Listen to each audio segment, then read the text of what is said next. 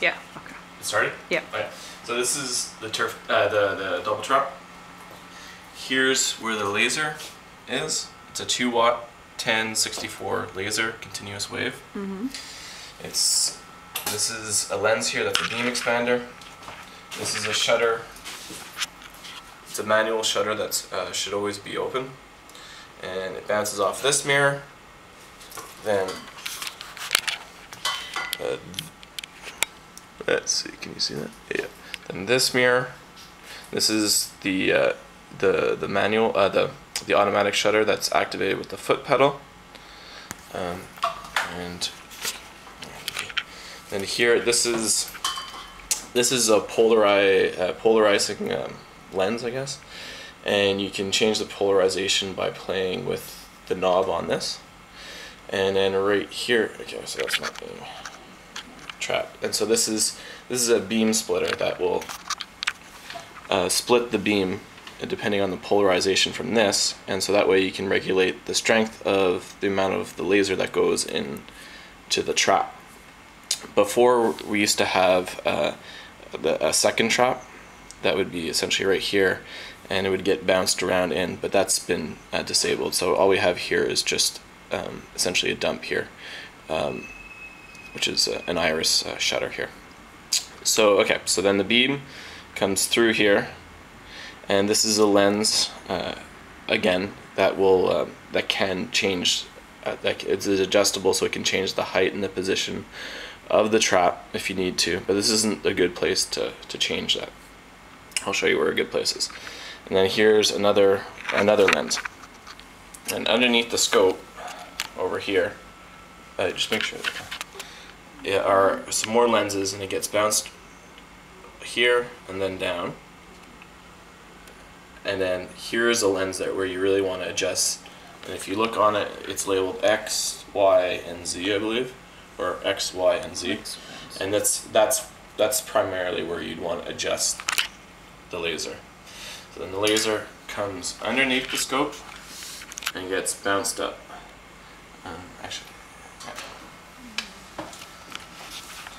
Okay, and then simple things to turn on the scope are, so the laser is going to be up here, but actually first we have to turn on the whole system, which is the power bar down here.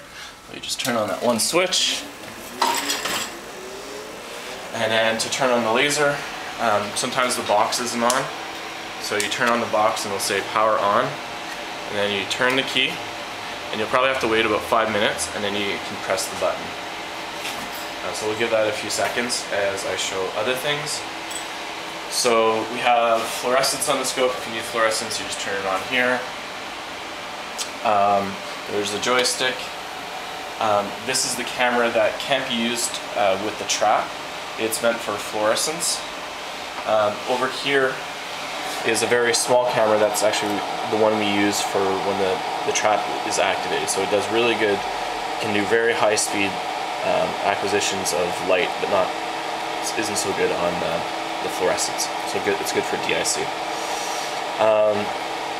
Okay, let's see. For the programs, to capture from the small camera, you want to use UI demo.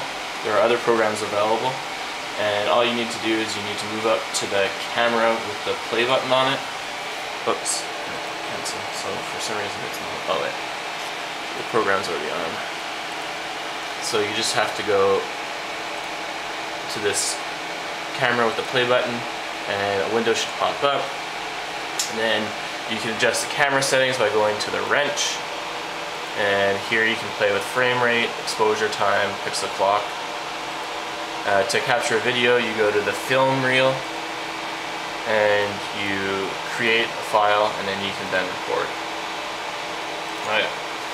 To take a snap of fluorescence, you go to the PM micromanager icon, and that'll take a couple seconds to load. And then when you're in there, I have the settings such that you can either take a DIC picture or a fluorescent picture. And for a DIC one, you just put in the DIC, you can go to live window, and the window will pop up. If there's anything there to see, it'll come up.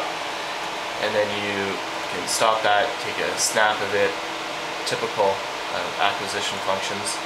The fluorescence is the same thing. The exposure time is up here. Okay, so let's go back to the laser.